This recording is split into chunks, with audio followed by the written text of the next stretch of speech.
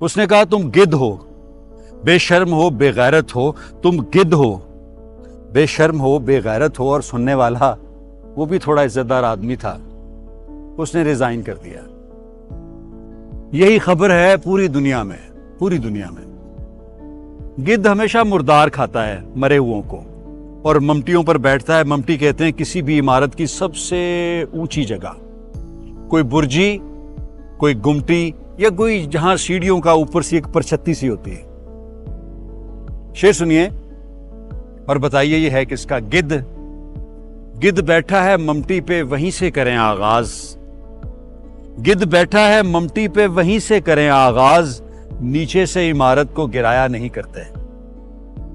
उसने कहा तुम गिद्ध हो, बेगैरत हो, बेशर्म हो, और वो भी था थोड़ी सी इज्जत वाला, उसने भी रिजाइन कर दिया। ये शेर है किसका?